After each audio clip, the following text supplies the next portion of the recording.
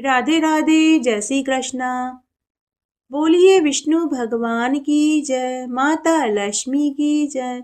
एकादशी व्रत के दूसरे दिन पारण में सुनी जाने वाली आज मैं आपके लिए प्रमुख व्रत कथाएं लेकर आई हूँ। इन व्रत कथाओं को सुनने पर ही एकादशी का संपूर्ण फल प्राप्त होता है। आइए पहली कहानी सुनते हैं। गणेश जी की कहानी। एक राजा के दो रानियां थी। बड़ी रानी के दो पुत्र थे, लेकिन छोटी रानी के कोई संतान नहीं थी। बड़ी रानी बड़ी ही कुटिल, गुस्सैल और घमंडी स्वभाव की थी, जबकि छोटी रानी बड़ी ही दयालु, मिलनसार और धार्मिक स्वभाव की थी। छोटी रानी गणेश भगवान की परम भक्त थी। वह हर बुधवार का व्रत करती थी और गणेश जी का पूजन किया करती थी। हमेशा गजानन जी, गजानन जी, गजानन जी करती रहती थी। राजा दोनों रानियों को बराबर का समय देते थे। एक दिन बड़ी रानी के पास जाते थे तो एक दिन छोटी रानी के पास जाते थे। लेकिन जब भी राजा छोटी रानी के पास जाने लगते तो बड़ी रानी किसी न किसी बहाने से राजा को खुद के पास रोक लेती थी। तब एक बार की बात है, राजा हमेशा की तरह शहर किसी काम से जा रहे थे तो उन्होंने बड़ी रानी से पूछा कि शहर से कुछ मंगवाना हो तो बता देना। तब बड़ी रानी ने बहुत बड़ी सामान की लिस्ट बना करके राजा को पकड़ा दी। उसके बाद राजा ने छोटी रानी से पूछा, लेकिन छोटी रानी हमेशा की तरह मना कर देती है और बोलती है कि हे महाराज, मेरे पास आपका दिया हुआ सब कुछ है, मुझे कुछ नहीं चाहिए। और फिर गजानन जी करने लगती। तब एक मंत्री ने राजा से कहा कि हे महाराज, आपकी छोटी रानी कभी अपने लिए कुछ नहीं मंगवाती है। अगर आप कहें तो हम उनके लिए इस बार शहर से पीतल के गणेश जी की मूर्ति ला कर के दे देवें। तब राजा ने कहा कि मंत्री जी, आप बिल्कुल सही बोल रहे हैं, मुझे याद नहीं रहता, लेकिन आप याद रखना। उसके बाद राजा शहर में गए। शहर में जाने के बाद राजा ने अपना काम निपटाया और बड़ी रानी ने जो सामान की लिस्ट दी थी वह सामान उन्होंने मंत्री से मंगवा लिया। लेकिन छोटी रानी के लिए गणेश जी की मूर्ति लेना राजा भी भूल गए और मंत्री भी भूल गए और वे अपने राज्य की ओर लौटने लगे। अभी वे आधे रास्ते में ही लौटे थे कि मंत्री को गणेश जी की मूर्ति लेने वाली बात याद आई। मंत्री ने राजा से कहा कि हे महाराज, मुझे माफ करना, लेकिन हम तो छोटी रानी के लिए गणेश जी की मूर्ति लेना ही भूल गए हैं। तभी अचानक सड़क के दूसरी तरफ उन्हें एक मूर्ति बेचने वाला दिखाई दिया। उसके पास सभी देवी देवताओं की, भगवान की मूर्तियां थी। राजा और मंत्री की नजर उस मूर्ति बेचने वाले के ऊपर पड़ी। राजा ने मंत्री को भेजकर एक अच्छी सी पीतल की गणेश जी की मूर्ति मंगवा ली। उसके बाद राजा और मंत्री महल में आए। राजा ने बड़ी रानी को उसके द्वारा मंगवाया हुआ सारा सामान पकड़ा दिया। उसके बाद राजा छोटी रानी के कक्ष में गए और गणेश जी की पीतल की मूर्ति पकड़ाई। छोटी रानी गणेश जी की प्रतिमा देखकर बहुत खुश हुई। उसने गणेश जी की प्रतिमा को अपने कमरे में अलमारी में रख दिया। अब वह रोज पूजा पाठ करने लगी। इस तरह 3 महीने बीत गए। 3 महीने बीतते ही महल में एक के बाद एक करके अनेक शुभ समाचार आने लगे।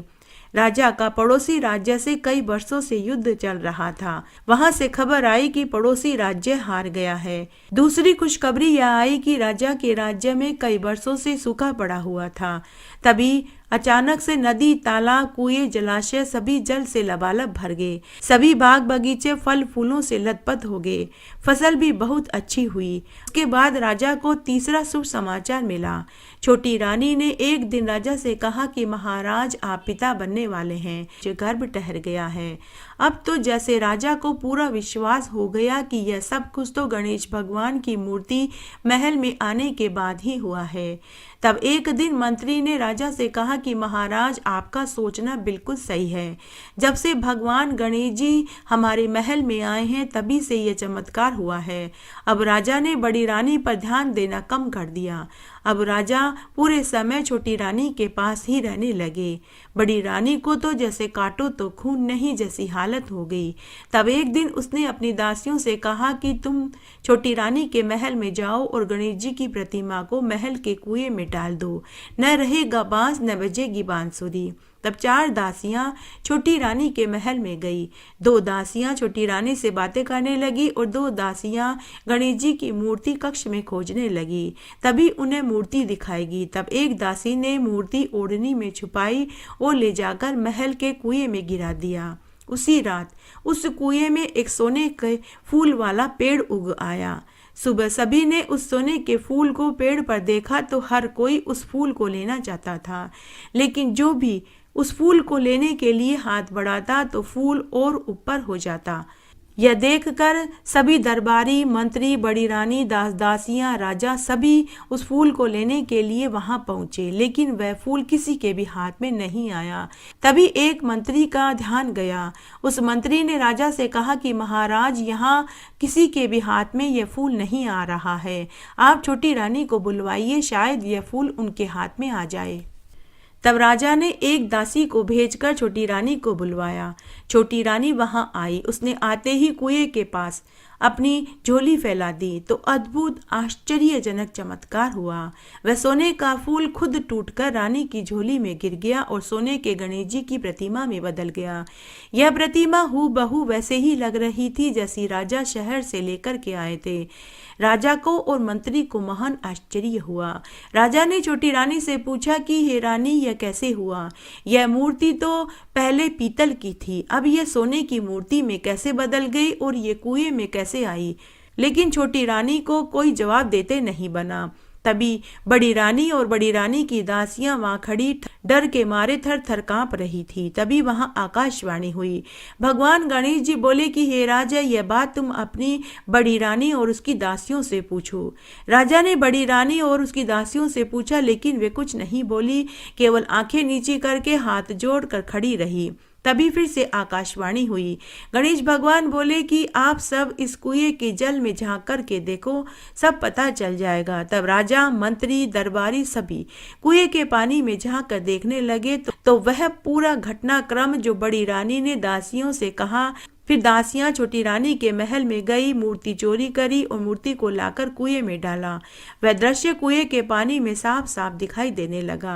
राजा ने उसी समय बड़ी रानी और चारों दासियों को हमेशा हमेशा के लिए पुराने महल में भेज दिया और छोटी रानी को गले से लगा लिया। उसके बाद राजा ने राज्य में बहुत सुंदर गणेश जी का विशाल मंदिर बनवाया। साथ ही महल में भी गणेश जी का मंदिर बनवाया और उस मंदिर में वही सोने की मूर्ति स्थापित कर दी और पूरे राज्य में यह ढिंडोरा पिटवा दिया कि सभी को भगवान गणेश जी की पूजा करनी चाहिए, बुधवार का व्रत करना चाहिए। उसके बाद राजा छोटी रानी के साथ हर बुधवार का व्रत करने लगा और रोज गणेश जी की पूजा करने लगा।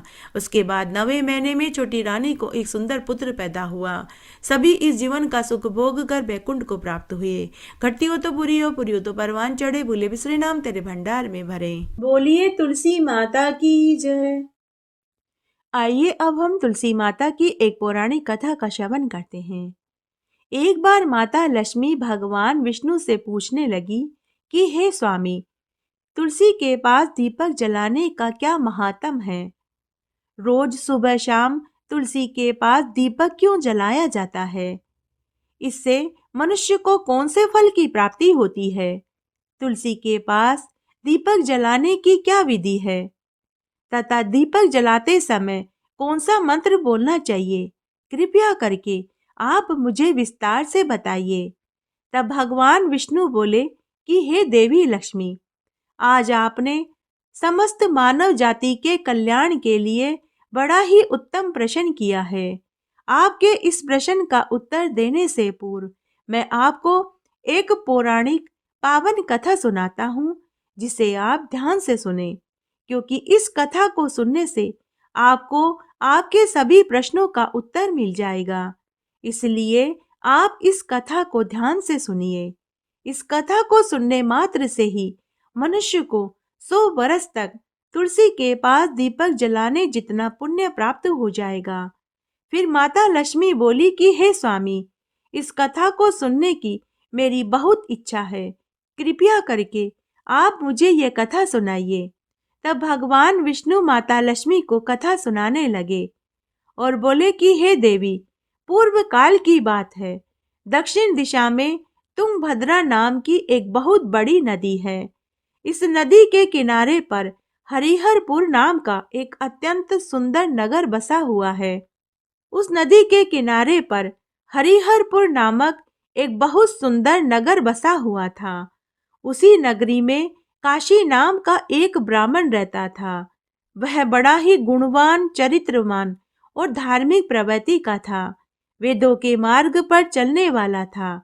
उसने समस्त शास्त्र विद्या का अध्ययन कर रखा था। उस ब्राह्मण की एक पत्नी थी जिसे लोग दुराचार कहकर पुकारते थे, क्योंकि उसके कर्म ही उसके नाम के अनुसार थे। वह हमेशा ही अपने पति को अपमानित किया करती थी, हमेशा कटु वचन कहती थी, पति को भयंकर दुख देती थी। उसने कभी अपने पति को गर्म भोजन बनाकर के नहीं खिलाया। हमेशा वह अपने पति को बासी भोजन टूटे फूटे बर्तनों में परोस कर देती थी। नहीं उसने अपने पति के साथ कभी शयन किया, न कभी वह अपने पति से प्रेम से दो बोल बोलती थी। जब कभी पति के मित्र और परिवार वाले उनके घर आते तो वह उनको भी अपमानित करके भगा देती थी। वह स्वयं काम भाव से उन्मुक्त होकर निरंतर अन्य व्यभिचारिणियों स्त्रियों के साथ घूमा करती थी। उसका मन पति को छोड़कर पराये पुरुषों में लगा रहता था। उसने कभी भी अपने पति से प्रेम भरी बातें नहीं करी, बल्कि पराये पुरुषों के साथ बैठकर वह हंसी ठट्टा करती थी। पराये पुरुषों को मोहित करने के लिए वह सज धज कर नगर में घूमा करती थी। कभी वह वन में किसी पेड़ के नीचे खड़ी होकर सुंदर पुरुषों की राह देखती, कभी किसी दुष्ट पुरुष को मोहित करके उसके संग भोग विलास करती। फिर एक दिन वह दुराचारिणी वन में जाकर एक पेड़ के नीचे खड़ी हो गई। उसका चित्त काम से भरा हुआ था।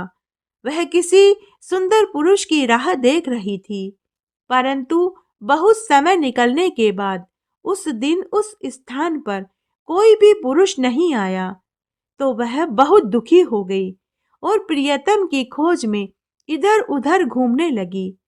इस तरह उसका सारा समय बीत गया। वह वहां खड़ी होकर अनेक प्रकार के विलाप करने लगी और कहने लगी कि हाय, आज तो कोई भी पुरुष यहाँ नहीं आया। अब मैं अपनी काम वासना को कैसे शांत करूं? आज की रात मैं कैसे बिताऊं? और वह ऐसा कहकर वह जोर जोर से रोने लगी। जिस जंगल में वह खड़ी होकर रो रही थी, उस जंगल में एक भयानक बाघ निवास करता था।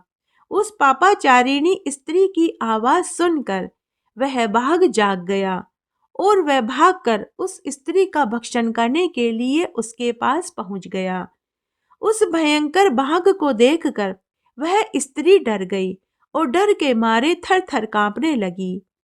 वह स्त्री कुछ करती इससे पहले ही उस बाघ ने उस स्त्री की गर्दन को अपने पंजों से दबोच लिया और उसे जमीन पर गिरा दिया। वह स्त्री रोती चिल्लाती हुई बोली कि अरे बाघ, तू किस लिए यहाँ पर आया और तू मुझे क्यों मारना चाहता है? मैंने तुम्हारा क्या बिगाड़ा है? मैं तो यहाँ पर अपने प्रियतम की खोज में आई हूँ। हे बाघ, तुम मुझे छोड़ दो। मेरा भक्षण करके तुम्हें क्या प्राप्त होगा? उस स्त्री की बात सुनकर वह बाघ क्षण भर के लिए रुक गया और हंसते हुए बोला कि हे दुष्टा, हे दुराचारिणी, आज विधाता ने तुझे मेरा भोजन बनाकर यहाँ भेजा है। तुझ जैसी पापाचारिणी स्त्रियों का ही मैं भक्षण करता हूँ, तभी तुझे तेरे इस दुष्ट शरीर से मुक्ति मिलेगी। तब वह स्त्री कहने लगी कि हे बाघ, तुम कौन हो? मुझे सच सच बताओ, तुम्हें किस कारण से बाघ की योनि में जन्म लेना पड़ा? तुम मुझ जैसी स्त्रियों का ही भक्षण क्यों करते हो? पहले मुझे सारी बातें बताओ, उसके बाद तुम चाहे तो मुझे खा जाना। फिर बाघ कहने लगा कि हे पापिनी, हे दुष्टा, मैं तुझे मेरे पूर्व जन्म की सारी बातें सुनाता हूँ कि किस कारण से मुझे बाघ की योनि में आना पड़ा।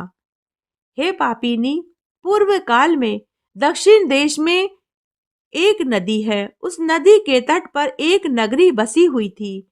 उस नगरी में मैं निवास करता था। मैं एक ब्राह्मण का पुत्र था और उस नदी के किनारे बैठकर मैं यज्ञ हवन आदि का कार्य किया करता था। मैंने उस जन्म में अनेक पापियों के यज्ञ किए और उन पापियों के घर का भोजन खाया। मैंने धन के लालच में अनेक पापियों के लिए कार्य किए, जिन वस्तुओं का दान ब्राह्मण को नहीं लेना चाहिए। मैंने ऐसी वस्तुओं का भी दान लिया और दूसरों से धन लेता रहा, लेकिन कभी मैंने उस धन का सदुपयोग नहीं किया। इस कारण से पाप करते हुए मुझे बहुत से साल बीत गए। जब मैं बूढ़ा और बीमार हो गया, मेरे सारे बाल सफेद हो गए, आंखों से मुझे दिखाई देना बंद हो गया, मेरे सारे दांत गिर गए और मेरी आंतें सिकुड़ गई। लेकिन फिर भी मैंने दान लेना नहीं छोड़ा। मैं पाप करता गया। फिर एक दिन मैं धन के लोभ में नदी के किनारे अन्य धूर्त ब्राह्मणों के साथ मिलकर हम लोगों ने धनी लोगों को ठगा और झूठे मंत्र बोलकर हमने बिना विधि विधान के ही देवी देवताओं का पूजन और यज्ञ हवन किया और बहुत सा धन दान में लिया। उसके बाद खूब सारा धन लेकर मैं वापस अपने घर आ रहा था कि तभी एक बीमार कुत्ते ने मेरे पांव को काट लिया, जिससे मैं मूर्छित होकर गिर पड़ा। उसी क्षण मेरे प्राण पखेरु उड़ गए और यम के दूत मुझे पकड़कर यमपुरी में ले गए। वहां पर यमराज ने चित्रगुप्त जी से मेरे कर्मों का लेखा जोखा पढ़ने के लिए कहा। फिर चित्रगुप्त जी ने मेरे कर्मों का लेखा जोखा पढ़कर धर्मराज जी से कहा कि हे धर्मराज जी, इस ब्राह्मण ने अपने पूरे जीवन काल में कोई पुण्य का कार्य नहीं किया। इसने घोर पाप किए हैं, दूसरों से झूठ कहकर धन लूटा है, विधि विधान से पूजा न करके झूठे मंत्र बोलकर भगवान का अपमान किया है। इसलिए यह पापी ब्राह्मण केवल नरक जाने के ही योग्य है।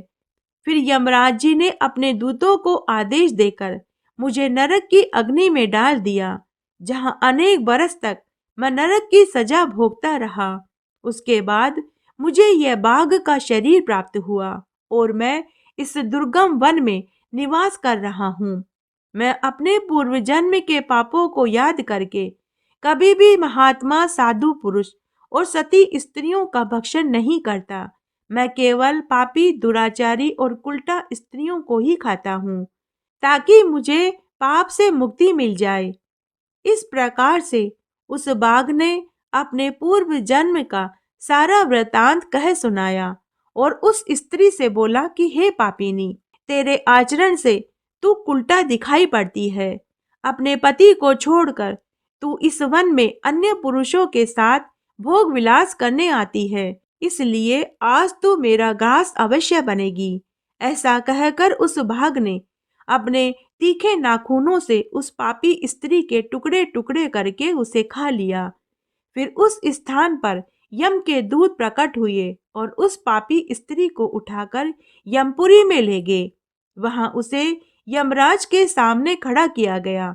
तब चित्रगुप्त जी ने उस स्त्री के कर्मों का लेखा जोखा पढ़कर धर्मराज जी को सुनाया और कहा कि हे धर्मराज जी, यह स्त्री अत्यंत ही पापिनी है।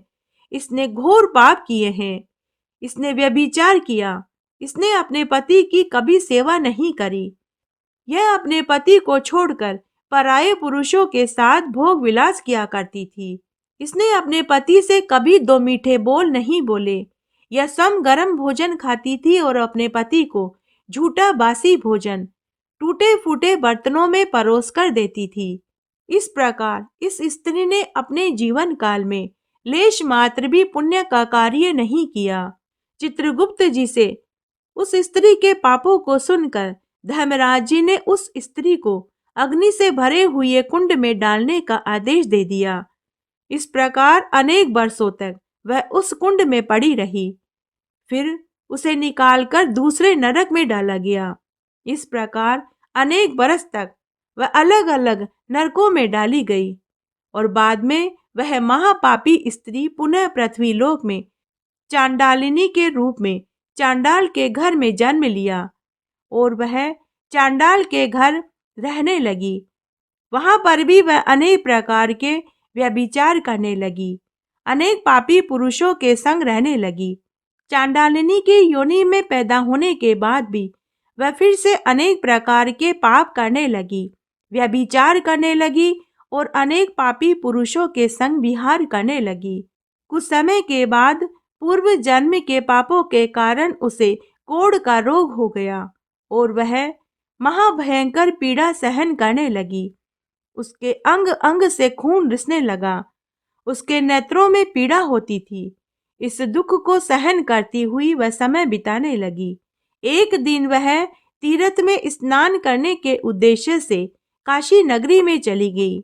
वहां वह एक आश्रम के बाहर निवास करने लगी। वहां उस आश्रम में एक तुलसी का पौधा था। अन्य स्त्रियों को वह तुलसी के पास दीपक जलाते हुए देखकर उस पापी स्त्री ने भी वहीं तुलसी के पौधे के पास एक दीपक जला दिया। तब उसी रात्रि को हृदयघात से उसकी मृत्यु हो गई। तभी यमराज के दूत उसे ले जाने के लिए वहां प्रकट हो गए। जैसे ही यम के दूत उस पापी स्त्री को नागपाश में बांधकर ले जाने लगे कि तभी भगवान विष्णु के दूत वहां प्रकट हो गए और उन्होंने यमदूतों से कहा कि हे यमदूतों, तुम इस स्त्री को छोड़ दो। यह स्त्री नरक जाने के योग्य नहीं। तुम किसके आदेश से ऐसा अधर्म का कार्य कर रहे हो? तब यम के दूत कहने लगे कि हे देवदूतों, हम यमराज के आदेश से इस पापी स्त्री को नरक में ले जाने आए हैं, किंतु आप हमें किस कारण से ऐसा करने से रोक रहे हैं? यह स्त्री तो बड़ी ही पापीनी है। इसने जीवन में कभी भी कोई पुण्य का कार्य नहीं किया, इसलिए यह नरक में जाने के योग्य है। तब विष्णु दूतों ने कहा कि हे यमदूतों, यह तो विष्णु भक्त है, यह नरक जाने योग्य नहीं। इसने शाम के समय तुलसी के पास दीपक जलाया था, इसी कारण इसके जीवन भर के सारे पाप नष्ट हो गए हैं। इसलिए अब यह नरक जाने के योग्य नहीं, बल्कि यह स्वर्ग जाने की अधिकारी बन चुकी है। देवदूतों की बात सुनकर यमदूतों ने उस स्त्री को उसी स्थान पर छोड़ दिया और वे यमलोक में पहुंच गए। वहां जाकर उन्होंने यमराज को पूरा वृतांत सुनाया। फिर भगवान विष्णु के पार्षद उस स्त्री को देव विमान में बैठाकर स्वर्गलोक में ले गए। तब भगवान विष्णु माता लक्ष्मी से बोले कि हे देवी, इस प्रकार तुलसी के पास केवल दीपक जलाने मात्र से ही मनुष्य के जीवन भर के सारे पाप नष्ट हो जाते हैं। जो स्त्रियां नित्य प्रति सुबह शाम तुलसी के पास दीपक जलाती हैं, वे हमेशा सौभाग्यशाली बनी रहती हैं। उनके पूर्व जन्म के सभी पाप नष्ट हो जाते हैं और उन्हें सुख समृद्धि की प्राप्ति होती है। जो रोज सुबह शाम तुलसी के पास दीपक जलाते हैं और इस मंत्र का उच्चारण करते हैं। रोज तुलसी के पास दीपक जलाते समय यह मंत्र बोलना चाहिए। ओम तुलसी देव्य च विद्महे विष्णु प्रियाय च धीमहि तन्नो वृंदो प्रचोदयात्, जिसका अर्थ होता है, विष्णु प्रिय तुलसी, मैं आपको नमन करती हूँ, आप मुझे सद्बुद्धि दीजिए। हे वृंदा, आप मेरे मन को रोशन करें। भगवान विष्णु कहते हैं कि हजारों घड़े अमृत से नहलाने से मुझे इतनी तृप्ति प्राप्त नहीं होती जितनी कि एक तुलसी का पत्ता चढ़ा देने मात्र से ही मुझे प्राप्त हो जाती है। एक सहस्त्र गौदान करने से मनुष्य को जिस फल की प्राप्ति होती है, वही फल तुलसी के पत्ते के दान से ही प्राप्त हो जाती है। मृत्यु के समय जिस व्यक्ति के मुख में तुलसी चरणामृत डाल दिया जाए तो वह व्यक्ति संपूर्ण पापों से मुक्त होकर श्री हरि के बैकुंठ धाम को ही जाता है। बोलिए शालिग्राम भगवान की जय, बोलिए विष्णु भगवान की जय। आइए शालिग्राम भगवान की एक पवित्र पौराणिक पुण्य फल देने वाली कथा का श्रवण करते हैं। एक बार एक गांव में एक सदना कसाई अपने वृद्ध माता पिता, पत्नी और बच्चों के साथ रहता था। वह कसाई मांस बेचने का काम करता था, लेकिन साथ ही वह भगवान विष्णु का परम भक्त था। पूरे समय ओम नमो भगवते वासुदेवाय मंत्र का जाप करता रहता था। तब एक बार की बात है, वह तालाब पर स्नान कर रहा था कि तभी उसे वहां एक काला चमकीला सा गोल पत्थर दिखाई दिया। कसाई को वह पत्थर बहुत अच्छा लगा। वह सोचने लगा कि यह पत्थर मेरे मांस तोलने के काम आएगा। तो वह उस पत्थर को लेकर अपनी दुकान पर आ गया। अब वह कसाई उस पत्थर से मांस तोलने का काम करने लगा। तब उस कसाई ने पाया कि वह पत्थर बड़ा ही चमत्कारी है। जब कसाई को 1 किलो मांस तोलना होता तो वह पत्थर 1 किलो का हो जाता। यदि कभी कसाई को आधा किलो मांस तोलना होता तो वह पत्थर आधा किलो का हो जाता। यह देखकर कसाई के साथ वहां खड़े सभी लोगों को महान आश्चर्य होने लगा। धीरे धीरे उस पत्थर की चर्चा पूरे गांव भर में फैल गई। सभी लोग उस विलक्षण पत्थर को देखने कसाई की दुकान पर आने लगे। तब एक दिन उस पत्थर की ख्याति काशी पंडित जी ने सुनी। पंडित जी को भी बड़ी जिज्ञासा हुई कि मुझे भी उस पत्थर को देखना चाहिए कि भला वह पत्थर अपने आप को कम और ज्यादा कैसे कर लेता है। लेकिन एक कसाई की दुकान पर मैं कैसे जाऊं? मेरे लिए तो उस कसाई की दुकान पर जाना किसी पाप से कम नहीं होगा। लेकिन पंडित जी की जिज्ञासा बढ़ती ही जा रही थी। तब एक दिन पंडित जी ने सोचा कि मैं उस पत्थर को दूर से ही देख लूंगा। तो पंडित जी कसाई की दुकान पर बहुत दूर सामने जाकर खड़े हो गए। जब कसाई ने अपनी दुकान के सामने एक महान पंडित जी को खड़े देखा तो कसाई पंडित जी के पास आया और बोला कि पंडित जी राम राम। आज आपका मेरी दुकान पर कैसे आना हुआ? मैं तो मांस बेचता हूँ, क्या आपको मांस लेना है?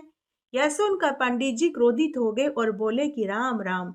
अरे मूर्ख, मैं तो उस पत्थर को देखने आया हूँ जो वजन के अनुसार अपने आप को कम और ज्यादा कर लेता है। तब कसाई दुकान पर आया और उस पत्थर को उठाकर पंडित जी को दिखाने लगा। पत्थर को देखते ही पंडित जी नाराज हो गए और क्रोधित होते हुए बोले कि अरे पापी दुष्ट, तूने घोर पाप किया है। यह पत्थर नहीं, यह तो शालिग्राम भगवान है। तूने शालिग्राम भगवान को मांस के पास रखा और तू शालिग्राम भगवान से मांस तोल रहा है। तेरे परिवार को नरक भोगना पड़ेगा। यह सुनकर कसाई दुखी हो गया। वह हाथ जोड़कर पंडित जी के चरणों में गिर पड़ा और बोला कि हे पंडित जी महाराज, मुझे माफ कर दीजिए। मुझे नहीं मालूम था कि यह शालिग्राम भगवान है। हे पंडित जी महाराज, अब आप इन शालिग्राम भगवान को अपने साथ ले जाइए, क्योंकि मैं तो एक कसाई हूँ। मेरा रोजगार मांस बेचने का है। यही मेरी आजीविका का साधन है। इसी से मेरे परिवार की रोजी रोटी चलती है। तब वह काशी पंडित जी शालिग्राम भगवान को अपने साथ लेकर अपने घर आ गए और खूब पूजा पाठ करने लगे। इस तरह कई दिन बीत गए। तब एक रात्रि को काशी पंडित जी को एक स्वप्न आया। स्वप्न में शालिग्राम भगवान ने काशी पंडित से कहा कि हे पंडित, मैं तेरी सेवा भक्ति से बहुत प्रसन्न हुआ, लेकिन तू मुझे वापस उसी कसाई के पास छोड़ कर गया। पंडित जी स्वप्न में ही बोले कि हे ईश्वर, लेकिन वह तो एक कसाई है और मांस बेचने का काम करता है। भला आपको उस अपवित्र स्थान पर मैं कैसे छोड़कर आ सकता हूँ? तो शालिग्राम भगवान स्वप्न में ही पंडित जी से बोले कि हे पंडित, माना कि वह कसाई है, मांस बेचने का काम करता है, लेकिन वह मेरा परम भक्त है। मैं उसका उद्धार करना चाहता हूँ, इसलिए तुम कल ही मुझे उसके पास छोड़ कर आना। स्वप्न में ही काशी पंडित ने कहा कि हे प्रभु, जैसी आपकी इच्छा। दूसरे दिन काशी पंडित जी सोकर उठे तो उन्हें रात्रि के स्वप्न वाली बात याद आई। वे उसी समय शालिग्राम भगवान को लेकर कसाई की दुकान पर पहुंचे और कसाई को स्वप्न वाली पूरी बात बताई। उसी समय उस कसाई ने मन में निश्चय कर लिया कि आज से मैं मांस नहीं बेचूंगा, बल्कि रुई बेचने का काम करूंगा, चाहे इससे मुझे और मेरे परिवार को भूखा ही क्यों न रहना पड़े। उसके बाद वह कसाई रुई धुनने और रजाई गद्दे और तकिया बनाने का काम करने लगा। अब वह रोज पूरे भक्ति भाव से शालिग्राम भगवान की पूजा करने लगा। शालिग्राम भगवान ने उसके अब तक के किए हुए जीव हत्या जैसे घिनौने पाप को धो दिया। हे शालिग्राम भगवान, जैसे ही आप कसाई की सेवा पूजा से प्रसन्न हुए, वैसे सबसे होना। वृंदा वृंदावनी विश्व पूजिता विश्व पावनी पुष्प सारा नंदनीय तुलसी कृष्ण जीवनी ऐत भामाष्टक चौव स्तोत्रम नामार्थ संयुतम य पठेत ताम च संपूज सोश्रमेघ फलम लभेता। तुलसी माता की कहानी। माता तुलसी से जुड़ी एक कथा बहुत प्रचलित है। श्रीमद् देवी भागवत पुराण में इनके अवतरण की दिव्य लीला कथा बताई गई है। एक बार भगवान महादेव ने अपने तेज पुंज को समुद्र में फेंक दिया था उससे एक महातेजस्वी बालक ने जन्म लिया। यह बालक आगे चलकर जलंधर के नाम से पराक्रमी दैत्य राजा बना। इनकी राजधानी का नाम जलंधरी नगरी था। दैत्यराज कालनेमी की कन्या वृंदा का विवाह जलंधर से हुआ। जलंधर महाराक्षस था। अपनी सत्ता के मद में चूर उसने माता लक्ष्मी को पाने की कामना से युद्ध किया, परंतु समुद्र से ही उत्पन्न होने के कारण माता लक्ष्मी ने उसे अपना भाई स्वीकार कर लिया। वहां से पराजित होकर वह देवी पार्वती जी को पाने की लालसा से कैलाश पर्वत पर पहुंच गया। भगवान देवादि देव महादेव का ही रूप धरकर माता पार्वती के समीप जलंधर पहुंच गया, परंतु माता पार्वती जी ने अपने योग बल से उसे तुरंत पहचान लिया तथा माता पार्वती जी वहां से अंतर्ध्यान हो गई। देवी पार्वती जी ने क्रोधित होकर सारा वृतांत भगवान विष्णु को सुनाया। जलंधर की पत्नी वृंदा अत्यंत ही पतिव्रता स्त्री थी। उसी के पतिव्रत धर्म की शक्ति से जलंधर न तो मारा जा सकता था और न ही पराजित हो सकता था। इसीलिए जलंधर का नाश करने के लिए वृंदा के पतिव्रत धर्म को भंग करना बहुत जरूरी हो गया था। इसी कारण भगवान विष्णु ने एक ऋषि का वेश धारण करके वन में पहुंचे, जहां वृंदा अकेली भ्रमण कर रही थी। भगवान के साथ दो मायावी राक्षस भी थे, जिन्हें देखकर वृंदा भयभीत हो गई। ऋषि ने वृंदा के सामने पल में दोनों को भस्म कर दिया। उनकी शक्ति को देखकर वृंदा ने कैलाश पर्वत पर महादेव जी के साथ युद्ध कर रहे अपने पति जलंधर के बारे में पूछा। ऋषि ने अपनी मायाजाल से दो वानर प्रकट किए। एक वानर के हाथ में जलंधर का सिर था तो दूसरे वानर के हाथ में जलंधर का धड़ था। अपने पति की ऐसी दशा देखकर वृंदा मूर्छित होकर पृथ्वी पर गिर पड़ी। होश आने पर वृंदा ने ऋषि रूपी भगवान से विनती करी कि मेरे पति को जीवित कर दो। भगवान ने अपनी माया से पुनः जलंधर का सिर धड़ से जोड़ दिया, परंतु स्वयं भी उसी के शरीर में प्रवेश कर गए। वृंदा को इस छल का जरा भी आभास नहीं हुआ। जलंधर बने भगवान के साथ वृंदा पतिव्रता का व्यवहार करने लगी, जिससे उसका सतीत्व भंग हो गया।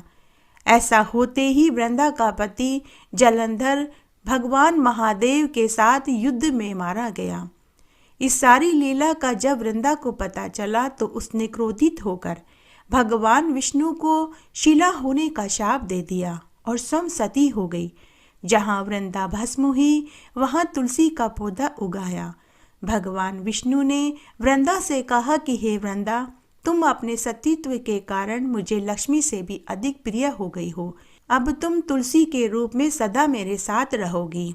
जो मनुष्य मेरे शालिग्राम रूप के साथ तुलसी का विवाह कराएंगे वे इस लोक में समस्त सुख और परलोक में यश प्राप्त करेंगे। जिस घर में तुलसी का पौधा होगा वहां कभी यम के दूत नहीं जा पाएंगे। गंगा व नर्मदा के जल में स्नान और तुलसी का पूजन बराबर माना जाएगा। चाहे मनुष्य कितना भी बड़ा पापी क्यों न हो, मृत्यु के समय जिसके प्राण मंजरी रहित तुलसी और गंगाजल मुख में रख कर निकलेंगे, वह पापों से मुक्त होकर बैकुंठ धाम को ही प्राप्त करेगा। जो मनुष्य तुलसी व आंवला की छाया में अपने पितरों का श्राद्ध करेंगे, उनके पितरों को मोक्ष की प्राप्ति सुलभ हो जाएगी। लपसी और तपसी की कहानी। एक बार एक लपसी और एक तपसी था। तपसी तो भगवान की तपस्या करता था और लपसी सवासेर की लापसी बना करके भगवान को भोग लगाता और बाद में खुद जीम लेता था। एक दिन लपसी और तपसी में इस बात की लड़ाई हो गई कि कौन बड़ा है, तो वे दोनों लड़ाई करने लगे। लपसी ने कहा कि मैं बड़ा हूँ, तो तपसी ने कहा कि नहीं मैं बड़ा हूँ। कि तभी नारद मुनि उधर से गुजरे। उन्होंने उनसे लड़ाई करने का कारण पूछा, तो लपसी और तपसी नारद मुनि के पास आए और प्रणाम करके बोले कि हे देव ऋषि नारद मुनि, आप बताइए हम दोनों में से कौन बड़ा है। तब नारद मुनि बोले कि मैं तुम्हारा फैसला कल करूंगा। दूसरे दिन नारद मुनि ने तपसी और लपसी दोनों के आगे 1.25 करोड़ की अंगूठी गिरा दी। तपसी ने जैसे ही 1.25 करोड़ की अंगूठी देखी तो उसके मन में धन का लालच आ गया। उसने अंगूठी उठाई और अपने घोड़े के नीचे दबा दी और तपस्या करने के लिए बैठ गया। लपसी ने अंगूठी की तरफ देखा भी नहीं। वह नहाया धोया, 1.25 सेर की लापसी बनाई, भगवान को भोग लगाया और खुद जीमने बैठ गया। थोड़ी देर के बाद नारद मुनि आए। नारद मुनि को आया देखकर लपसी और तपसी उनके पास गए और पूछने लगे कि हे देवऋषि नारद मुनि, अब बताइए हम दोनों में से कौन बड़ा है। तब नारद मुनि ने तपसी से कहा कि तपसी, तू अपने पांव को उठा। तपसी ने जैसे ही घोड़ा उठाया तो उसके नीचे से 1.25 करोड़ की अंगूठी निकली। तब नारद मुनि बोले कि हे तपसी, तूने धन का लालच किया, अंगूठी चुराई, इसलिए तेरी तपस्या भंग हो गई, इसलिए लपसी बड़ा है।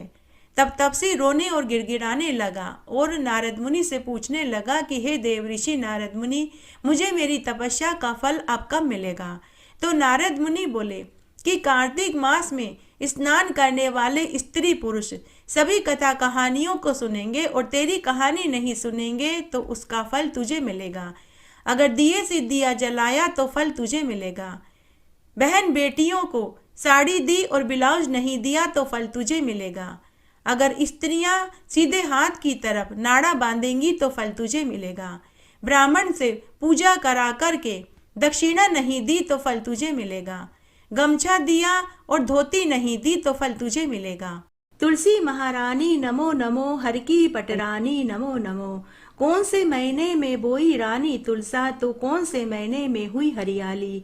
आषाढ़ के महीने में बोई रानी तुलसा तो सावन के मास में हुई हरियाली।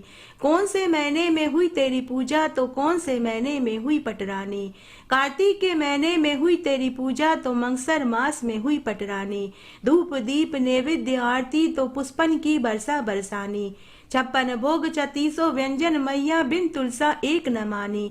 जो कोई तुलसा को सवेरे गाए श्री कृष्ण भगवान के दर्शन पाए। जो कोई तुलसा को दोपहरा गाए खीर खांड का भोग पाए। जो कोई तुलसा को सांझ को गाए श्री कृष्ण जी की आरती उतारे।